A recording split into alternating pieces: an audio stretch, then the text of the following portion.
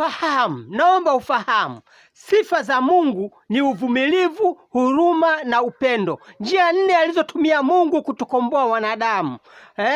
Mungu aitumia njia 4 za kutukomboa sisi wanadamu. Sifa yani Mungu ana uvumilivu, Mungu ana huruma, Mungu ana upendo. Hiyo ni tabia yake, hiyo ni sifa yake, na ndio maana nakuelekeza njia 4, hatua 4 alizotumia Mungu kutukomboa wanadamu. Njia ya kwanza, hatua ya kwanza, alitoa uungu wake ili afanane na sisi wanadamu kwanza. Yaani hiyo ni njia ya kwanza. Alitoa uungu wake ili afanane na wanadamu kwanza. Njia ya pili, hatua ya pili, kuwatafuta binadamu wote waliopotea na kuwafundisha mapenzi yake katika kuimarisha kwenye kweli yake. Yani kwenye maandiko, wafahamu neno la Mungu, maandiko, akatuma mitume na manabii. Hiyo ni njia ya pili, kuwatafuta binadamu wote waliopotea, na kuwafundisha wafahamu maandiko. Njia ya tatu, hatua ya tatu, damu yake ya thamani iliyomwagika pale msalabani ndio ukombozi wetu sisi wanadamu, kwa kupewa kwa kupewa roho wa Mungu kwa njia ya kufa na kufuka kwa Bwana Yesu, kwa Bwana Yesu, ili tupate roho nyingine, kwenda kubatizwa kwa maji mengi kwa jina la Yesu. Hiyo ni njia ya pili, siri ya imani, kwamba damu yake ya thamani akatoa roho yake ili aweze kuwapatia wanadamu, baada ya Adamu wa kwanza kuchukua roho wa shetani. Njia ya tatu, njia ya 4, hatua ya 4, ndiye Mungu mkuu anayetuombea, Yesu Kristo aliyeingia katika mbingu, mkombozi wa wanadamu. Yani njia ya 4, hatua ya 4, ndiye Mungu mkuu anayetuombea, Yesu Kristo aliyeingia katika mbingu, mkombozi wa wanadamu. Satellite mpango mpya wa dunia, youtube.com Pastor Makerubi. Karibuni ndani ya channel ya Pastor Makerubi. Subscribe digitally, ushiriki nasi ili kueneza neno la Mungu kwa vizazi vyote duniani. Channel hii huimarisha imani iliyojaa uvumilivu, huruma na upendo kupitia ukweli wa Mungu kwa njia ya neno, maandiko. Mfumo mpya wa dunia digitali. Duniani hakuna maisha ya dunia yana mwisho. Ingia YouTube, andika Pastor Makerubi. Pastor Makerubi. Masaa haya nataka nikuelekeze vizuri ili ufahamu ya kwamba kuna uvumilivu ambao Mungu anautumia kwa wanadamu. Sifa za Mungu, ukisikia tabia za Mungu, sifa za Mungu, tabia yake Mungu, sifa zake Mungu, ni mvumilivu. Hiyo ni hatua ya kwanza, ni mvumilivu, anatuvumilia, ni mvumilivu. Hatua yake ya pili, ana huruma, ana tabia ya huruma. Mungu ana huruma. Tabia yake ya tatu, ana upendo, ana upendo. Na ndio maana nataka nikuelekeze vizuri, ufahamu, ufunguke, ujue siri, siri ya kumjua Mungu, siri ya tabia ya Mungu, siri ya Mungu ikoje kwa wanadamu. Na ndio maana njia ya kwanza, aitumia njia 4 ili kutukomboa sisi wanadamu. Mwenyezi Mungu aitumia njia 4, aitumia njia 4, alitumia njia 4 kwa ajili ya ukombozi wa wanadamu, tuweze kupata uzima wa milele na kupata maisha yasiokuwa na mwisho. Namba 1, alitoa uungu wake ili afanane na sisi wanadamu kwanza. Namba 1, alitoa uungu wake ili afanane na binadamu kwanza. Namba 2, aliwatafuta binadamu wote waliopotea na kuwaimarisha kwenye kweli yake, akaleta mitume na manabii ili kufahamu ukweli wake. Namba 3, damu yake ya thamani, akakubali kutoa roho wake kwa ajili yetu. Baada ya uasi, baada ya Adamu wa kwanza kupokea roho ya shetani, Mungu akatoa roho wake kwa ajili ya ukombozi wa mwanadamu.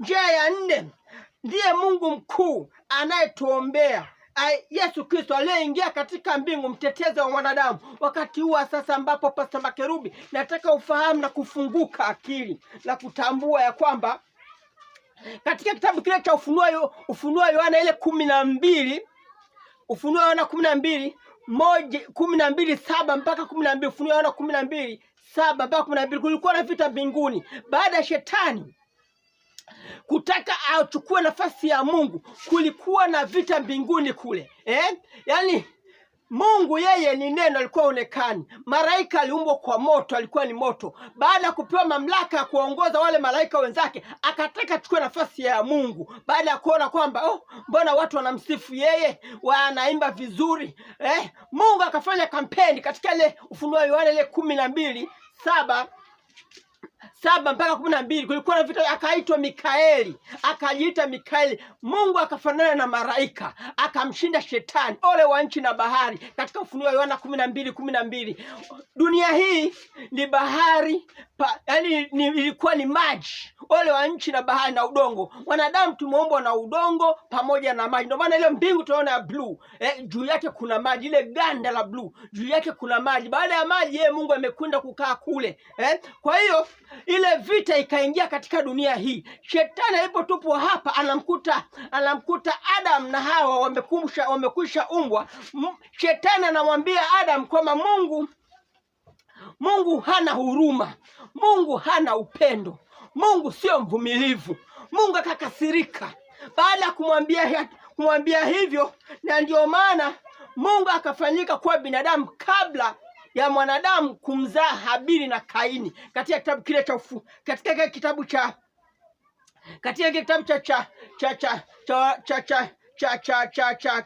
fungua kitabu kile cha Wakorintho wa kwanza 15:45. Wakorintho wa kwanza 15:45. Wakorintho wa kwanza 15:45. Ndivyo ilivyoandikwa. Mtu wa kwanza Adam aliumbwa kwa udongo na maji.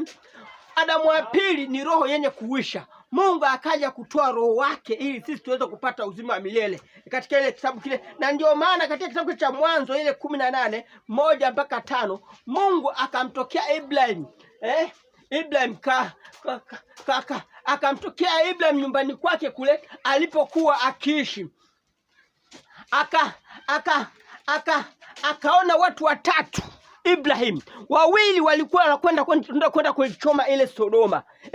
Mmoja alikuwa ni Yesu. Akamwambia Sara ana miaka 70, sawa? Akaambia wakati kama leo huyo Sara atazaa mtoto. Huu ni upendo pekee sana. Sara alikata tamaa, Ibrahim akakata tamaa, lakini Mungu akamwonyesha upendo. Akasema ukisoma kitabu cha Mwanzo pia ile 11:1 mpaka 11:1 mpaka 9, wakatengeneza mnara Babeli kule, Mwanzo 11:1 mpaka 9, kumtafuta Mungu, kwenda kumwona.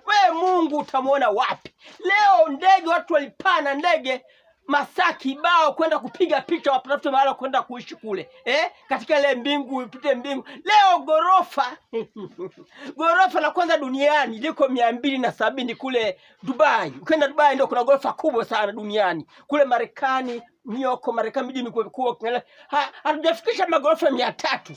Yaani umtafute Mungu. Mungu akabadilisha lugha zao, wakatawanyika. Walikuwa wanakaa mahala pamoja kule Irani. Ndio maana kule Irani kule ina historia kubwa kuliko hata Marekani. Kulikuwa hakuna watu. Irani, maeneo ya Warabuni walikuwa wanakaa kule, wakatawanyika wanadamu. Mungu na pekee sana. Akabaki Nuhu. Watu wanatengeneza mnara wa Babeli, wanabidi mapicha, wanabidi masanamu. Mungu akakasirika, akamwambia Nuhu, sasa nataka kuwapoteza wanadamu. Akamwambia tengeneza safina. Kulikuwa hakuna maji kipindi kile, kulikuwa hakuna chochote katika dunia hii. Mungu akatengeneza mvua, akaunda mvua, akamwambia Nuhu, akaingia kule kwenye safina. Mungu na upendo sana. Na ndio maana ukiangalia katika kule Mwanzo, kuna upindo wa mvua ambao una rangi ya blue tunaouona wakati wa sasa. Ule ni upendo wa Mungu, ni huruma wa Mungu. Baada ya kuona mwanadamu ametenda dhambi, ameanzisha kizazi kingine. Kulikuwa watu bilioni 11, watu bilioni 11 kipindi kile cha Nuhu, watu bilioni 11. Mungu alikasirika sana, watu wanashindwa kunielewa mimi. Akaamua kuiangamiza dunia kwa maji, wakabaki akaanzisha kizazi kingine cha Nuhu. Na kwa ajili ya hasira yake, lakini pia kwa ajili ya upendo wake akatengeneza. Tunapoona ule upindo wa bluu una rangi 7, ile ni huruma ya Mungu. Kajua kanawaka kidogo pamoja na kama ile ni huruma ya Mungu. Akapunguza na miaka 120. Walikuwa naishi miaka 1000 na, lakini akapunguza umri. Kupunguza umri maana yake kwamba ni huruma ya Mungu. Hii yote kuonyesha kwamba Mungu ana huruma, Mungu ana upendo, Mungu ni mvumilivu. Ona leo ni zaidi ya Sodoma na Gomora, wanaume kwa wanaume kuoana, hivi ni sawa? Leo kuna maasi mengi, maasi yanayoendelea masaa haya, vita mahala, lakini Mungu anatuvumilia, Mungu anaweka huruma, Mungu anaweka upendo. Leo mvua, Mungu anatupa mvua. Akasema wengi wanapata chakula, wengine kuna kula njaa, watu wanakuwa wengine na hasira, inakuwa hivyo, lakini Mungu akawa anaendelea kuwa na huruma. Hii ni hatua ambayo ni ya kwanza ambayo Mungu alitoa roho wake. Akaona kwamba mimi nimemtengeneza mwanadamu. Shetani imemwambia kwamba mwanadamu, mimi sina huruma, mimi sio mvumilivu, mimi sina upendo. Ili kuonyesha kwamba mimi Mungu na upendo, akatoa roho yake. Ndivyo ilivyoandikwa mtu wa kwanza Adamu, ambaye alikuwa na roho wa Mungu. Shetani akachukua roho yake, Mungu akatoa roho yake mwenyewe kumpatia mwanadamu. Katika Efeso ile 1:18 tumemkaribia Mungu katika roho mmoja, ambaye huyo Mungu ambaye alikuja katika mwili. Kwa hiyo ni hatua ya kwanza. Kusoma Yohana ile 1:1-5. Hapo mwanzo kulikuwa na neno. Mungu asili yake ni neno. Huyo neno akafanyika binadamu. Shetani ambaye yeye anaitwa Mikael, yeye aliumbwa kwa moto. Unaona? Mwanadamu yeye akaumbwa kwa udongo. Na ndio maana mwanadamu anatokana na udongo pamoja na maji. Mwanadamu anaishi kwenye maisha ya mashambani kule, ukiona sema ni hewa safi nini, kwa sababu mwanadamu asili yake ni udongo nampatia chakula. Maji yanampatia uzima, damu nini, unaona. Kwa hiyo Mungu ana tabia hizo. Ukisoma Filipi ile 2:5-8, akaona si vema mimi kuwa na uungu huu na ufalme wangu huu. Akaamua kuacha uungu wake, wa Filipi ile 2:5-8. Akafanana na binadamu, akashuka chini hata mauti, akafa pale msalabani. Hii ni hatua ambayo Mungu aliupenda ulimwengu, alipenda wanadamu. Wakati kwa Timotheo wa kwanza 3:16, siri ya kina makerubi, siri ya watakatifu wanaomjua Mungu. Mungu alidhihirishwa, yani alionekana katika mwili, akafanya kazi na wanadamu, akachukuliwa juu hata utukufu. Hiyo ni siri ya watu wanaomjua Mungu, ambao wakati huu ambao pasta makerubi na kufunulia katika ile Mathayo ile 1:23, akasema kwamba tazama, bikira atachukua mimba, naye atazaa mwana, naye ataitwa Mungu pamoja na binadamu. Hiyo ni hatua ambayo Mungu alitoa unabii hata kabla yule Mariamu kupata mimba. Hiyo ni siri ya huruma. Isaya 9:6 asema ataitwa baba wa milele. Tazama, itatolewa ishara, atazaliwa mtoto, naye ataitwa Mungu mwenye nguvu, tena baba wa milele. Hiyo alitoa uungu wake ili afanane na binadamu kwanza. Hiyo ni huruma pekee sana. Hatua ya pili, kuwatafuta binadamu wote waliopotea na kuwaimarisha kwenye kweli, yani maandiko, afahamu neno la Mungu, maandiko. Yani ndio maana ukisoma Yohana ile 18:37-38, kitabu cha Yohana 18:37-38. Pilato anamuuliza Yesu, wewe inakuwaje tunakusurubisha? Wewe vipi? Wewe ni nani? Akasema, mimi nimekuja kwa ajili ya kushuhudia kweli, watu wafunguke wafahamu kweli. Na ndio maana katika kitabu kile cha Yeremia ile ile 31:3 anasema ninawapenda kwa upendo wa pekee, ndio maana nawavuta kwangu. Pastor Makerubi, ninawavuta kwa Mungu. Nakwambia siri za Mungu kwamba ninawavuta kwa Mungu kwa kuimarisha katika kweli, kama vile Yesu alivyofanya. Akatuma mitume, akamtuma Nuhu akaita gharika mvua, akaweka upinde, akapunguza umri, upendo, huruma. Ibrahim naye akakaa bila kuzaa watoto. Yeye ni huruma, ni upendo, akaamua kuzaa, lakini pia akampa utawala mzito Ibrahim. Upendo pekee. Akamtuma Musa, kina Musa akachukuliwa na Farao, akatoka kule, Mungu akamwonyesha upendo, akaweka mapigo 10, mapigo 10 akapigwa, akaachia mwenyewe. Wana wa Israeli wakatoka wakaenda kumwabudu Mungu dunia nzima. Baada ya kuona sasa dunia imekuwa giza, Mungu akaona hapana, akatuma Musa, akawatuma kina Elia, akawatuma manabii na mitume kuwatafuta watu waliopotea ili waweze kufahamu ukweli wa Mungu. Hiyo ni njia ya pili. Hiyo yote ni njia ya pili, ukombozi wa wanadamu, hatua ambazo alizotumia Mwenyezi Mungu. Ukisoma kitabu kile cha Yohana 17:17, Pilato anamwambia Yesu kwamba umekuja kuishuhudia kweli. Kweli ni nini? 17:17 Yohana anasema neno lako ndio kweli, waabudio harisi watamwabudu Mungu katika roho na kweli. Katika ile Yohana ile 24:4 kwamba wanayemwabudu Mungu watamwabudu Mungu katika roho. Roho ni Yesu mwenyewe, inaitwa imani ya Yesu. Kweli ni utaratibu, ni utaratibu ambao Mungu aliopanga. Katika ile Yohana 16:17, Yohana 16:13 mpaka 15, anasema kwamba nitakuja kuwashuhudia kweli, wafundisho watu wafahamu ukweli wa Mungu. Katika ile Petro wa pili 1:16, Petro wa pili 1:16 mpaka 21, akatuma mitume, akatuma manabii, akatuma watu, wakuja kukomboa wanadamu, kufundisha, ili waweze kuokolewa. Hatua ya 4, damu yake ya thamani, akatoa damu. Damu ni uhai, uzima wake, damu yake ya thamani iliyomwagika pale msalabani ndio ukombozi wa sisi wanadamu, kwa kupewa roho wa Mungu, kwa njia ya kufa na kufuka kwa Yesu, kwa kufa kwa Yesu, kumpokea Roho Mtakatifu, kwamba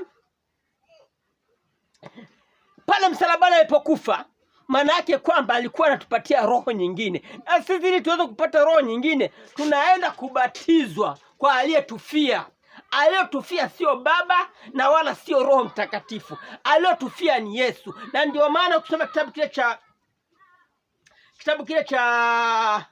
kile cha Yohana Mbatizaji, aliyokuwa Matendo ya Mitume 19, Matendo ya Mitume 19 1 mpaka 5.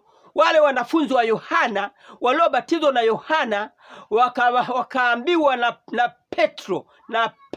Petro na Paulo, akaambia, nyewe mlivyobatizwa na Yohana mlibatizwa kwa ubatizo upi? Wakasema, tumebatizwa kwa ubatizo wa toba. Kwa ubatizo wa toba. Toba maana yake ni kwa ajili ya dhambi, mwache dhambi. Lakini hamjapokea Roho Mtakatifu. Wakaenda tena kwa wanafunzi wa Yesu, wakabatizwa kwa jina la Bwana Yesu. Kasome Matendo ya Mitume 19 1 mpaka 5. Na wewe leo nenda kabatizo kwa jina la Bwana Yesu ili upokee roho nyingine, ambayo Adamu wa kwanza alichukua roho wa shetani, upate roho nyingine, utaitwa Mkristo, utaitwa mfuasi wa Yesu. Na ndio maana hata kusoma kitabu kile cha Yohana ile Yohana 1:12 mpaka 13, asema watu waliompokea Yesu wamefanyika watoto wa Mungu kwa kubatizwa kwa Yesu, kwa jina kwa Mungu, kwa kubatizwa kwa Mungu. Maana kwamba ile damu ya thamani ilimwagika. Ndio maana Warumi 6:1, Warumi 6:1 mpaka 8, Warumi 6:1 mpaka 8 anasema aliyetufia ni Yesu, tunaenda kubatizwa kwa Yesu, kwa aliyetufia. Na ndio maana kufa kwako wewe ni kuzamishwa ndani ya maji mengi. Huo ni upendo ambao aliofanya Mungu kwa kutukomboa sisi wanadamu. Matendo maana kusema Ufunuo Yohana 13:8. Ufunuo Yohana 13:8 anasema kwamba yani Mungu anawajua walio wake na walio wake wanamjua. Kwa hiyo katika Ufunuo Yohana 13:8 na Yeremia 31:3, Ufunuo Yohana ile 13:8 na Yeremia 31:3 ni upendo. Walio wake watachukuliwa, watabeba roho wa Mungu, watamsikiliza Mungu. Wakorintho wa kwanza 15:5 mpaka 49. Ndio maana akasema tutapewa, Wakorintho wa kwanza 15:5 mpaka 49, tutapewa roho wa Yesu na tutafanana na Yesu, tutakuwa pamoja naye milele zote. Hiyo ni hatua ya tatu, kutoa uhai wake, damu yake ya thamani. Hatua ya 4, ndiye Mungu mkuu anayetuombea, Yesu Kristo aliyeingia katika mbingu, mkombozi wa wanadamu. Hatua ya 4, hatua ya 4, ndiye Mungu mkuu anayetuombea, aliyeingia katika mbingu, mkombozi wa wanadamu. Waebrania 4:14 mpaka 16. Waebrania 4:14 mpaka 16. Ndiye Mungu mkuu anayetuombea, aliyeingia katika mbingu, mtetezi wa wanadamu. Na maana kwamba yeye, na ndio maana ukisoma Warumi 8:33 mpaka 34 anasema roho hutuombea kwa kuugua na Kristo, na ndiye anayetuombea sasa hivi ni Yesu Kristo, na huyo ndio roho, na huyo ndio anayefundisha kweli kupitia maandiko. Tito 2:13 mpaka 14. Katika ile Tito 2:13 mpaka 14 anasema tukaoshwe upya ili tupate roho wa Yesu. Yani kwamba yeye ni hatua ya 4. Ufunuo 22:12 mpaka 13. Ufunuo 22:12 mpaka 13. Tazama, anakuja na ujira wake, na ujira wake uko mikononi mwake, kwamba yeye ndiye ambaye atakaye kuja kuwapatia watu uzima wa milele. Na ndio maana Ufunuo Yohana 1:7 mpaka Ufunuo Yohana ile 1:7 mpaka 8. Tazama yuaja na mawingu, na kila binadamu atamuona akajitambulisha, mlikuwa mnijui, mimi ni Alfa na Omega, mwanzo na mwisho, wa kwanza na wa mwisho. Na ndio maana katika kitabu kile cha Isaya 25:9, Isaya 25:9 anasema, tazama katika siku hiyo tutapiga magoti, tutasema huyo ndiye Mungu mkuu, huyo ndiye Mungu na aje atusaidie. Kasoma kitabu kile cha Isaya 25:9. Petro wa pili 1:20. Petro wa kwanza 1:20 anasema alitukomboa toka zamani za kale, kabla ya kuumbwa dunia. Yani kwamba kabla dunia haijaundwa, haijaumba, Mungu alimjua Shetani. Mungu yeye anatambua jambo lako kabla hata hujalifanya. Shetani Mungu alivyompatia mamlaka akajisifu, vinanda vinaenda, lakini Mungu akajua huyu atakuja kunikataa, huyu atakuja kuasi. Na ndio maana akajua kwamba kweli atakwenda kwenye visayari zingine zitamkataa, lakini Mungu akasema tatengeneza. Kwa katika akasema Petro wa kwanza ile 1:20. Ukisoma waraka wa kwanza wa Yohana ile 5:4, waraka wa kwanza wa Yohana 5:4 anasema, huku ndiko kushindako ulimwengu, hiyo imani ya Yesu. Yani huku ndiko kunako ushinda ulimwengu, hiyo imani ya nani? Ya Yesu. Sifa za Mungu ni uvumilivu ni kuvumilia, uvumilivu ni uvumilivu, huruma na upendo. Na ndio maana nimekuelekeza masaa haya hizo njia 4 alizotumia Mungu kutukomboa sisi wanadamu. Satellite, Mpango Mpya wa Dunia, youtube.com Pastor Makerubi. Karibuni ndani ya channel ya Pastor Makerubi. Subscribe digitali, ushiriki nasi ili kueneza neno la Mungu kwa vizazi vyote duniani. Channel hii huimarisha imani iliyojaa uvumilivu, huruma na upendo kupitia ukweli wa Mungu kwa njia ya neno, maandiko. Mfumo mpya wa dunia, digitali duniani. Hakuna maisha ya dunia yana mwisho. Ingia YouTube, andika Pastor Makerubi. Nimekuelekeza masaa haya na umekwenda kutambua na kufahamu. Nimekuelekeza dakika hizi. Ndugu yangu, na wewe kuwa na tabia ya Mungu, acha kuwa na tabia ya shetani. Shetani yeye asili yake hana uvumilivu. Hiyo ni namba moja. Shetani hana uvumilivu. Shetani huyo yeye pia hana huruma. Shetani pia hana upendo. Hiyo ni siri ya shetani. Na ndio maana leo wakati huu ambapo unapoona vita kule Iran, Iraq, watu wanauana, inaendelea, Pastor Makerubi na kutia moyo na kuelekeza haya maisha tunayoishi hapa duniani ni ya kitambo, ni ya muda mchache tu. Na ndio maana wale mitume akasema mwanadamu ni sawa na maua na sawa na majani. Mwanadamu muda wote anaharibika, muda wote anapotea. Tafuteni kwanza ufalme wa Mungu. Kule kuna maisha ya milele. Hapa duniani ni maisha mafupi, ni maisha machache. Haya naye kuelekeza, ukiyafuatilia na wewe utapata maisha ya kudumu, maisha ambayo sio kuwa na mwisho. Na ndio maana nimekufundisha na kukuelekeza kwa makini ili ufahamu na uweze kufanikiwa katika dunia hii na uweze kuwa na mafanikio makubwa. Iga tabia ya Mungu. Iga tabia ambayo anaifanya Mungu ya kuwa na uvumilivu. Wanaita subira, uvumilivu. Nasema hiyo ndio imani ya Yesu. Aliona subira ya Yesu na imani ya subira za Mungu na imani. Uwe na subira, uwe na uvumilivu. Tunaposema subira ni uvumilivu. La pili, uwe na huruma. Wanadamu hatujakamilika. Kila mwanadamu ana mapungufu yake. Yaani kila binadamu ana mapungufu yake. Uwe na huruma. Namba tatu, uwe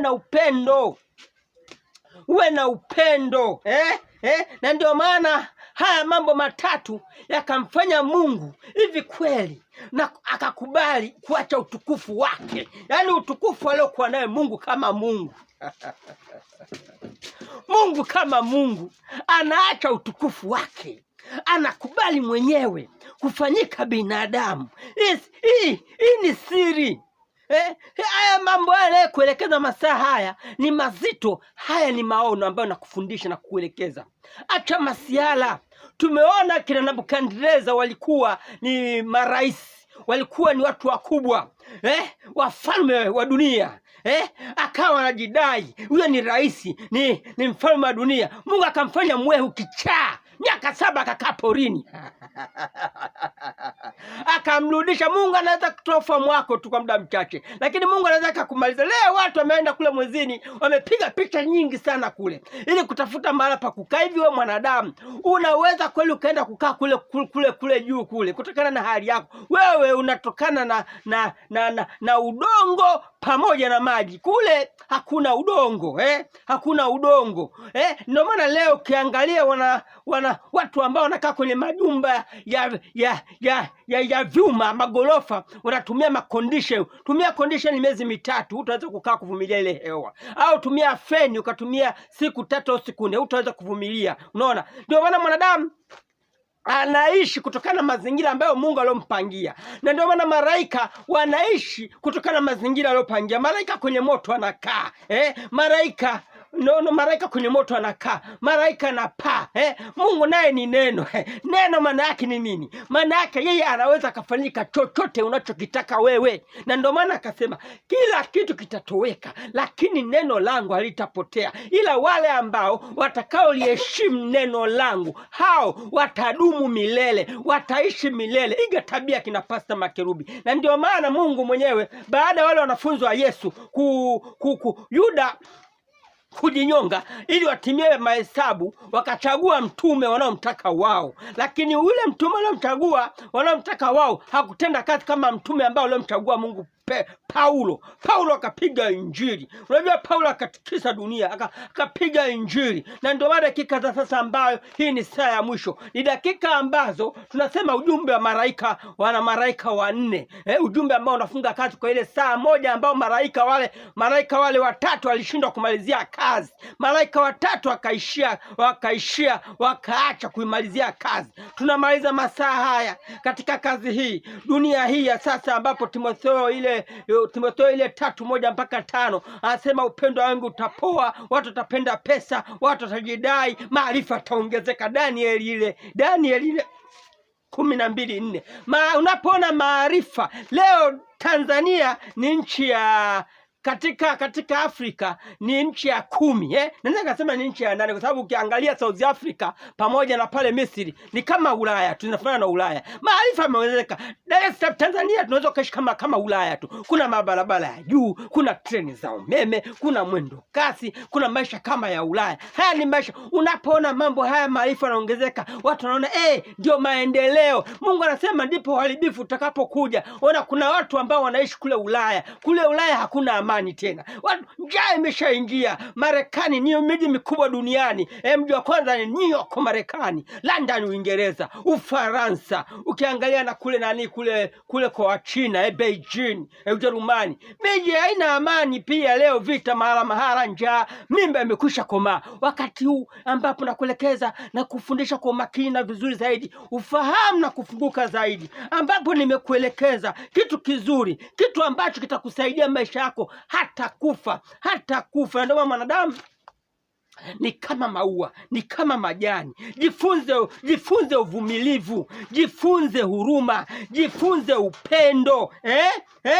Na ndio maana wakati huu tunaendesha kidikta. Leo tupo kwenye satellite, tumetengeneza satellite huko juu angani. Maana watu tuko busy, kila mtu anafanya kazi zake. Unaweza kwa kwenye ndege, kwenye treni, chini ya umeme, popote pale unamsikiza Pastor Makerubi anaongea katika satellite. Mpango mpya wa dunia. Huu ni mpango mpya wa dunia. Ingia YouTube, youtube.com, andika Pastor Makerubi. Ukiandika Pastor Makerubi, ndio mimi ambaye naongea na wewe, Pastor Makerubi.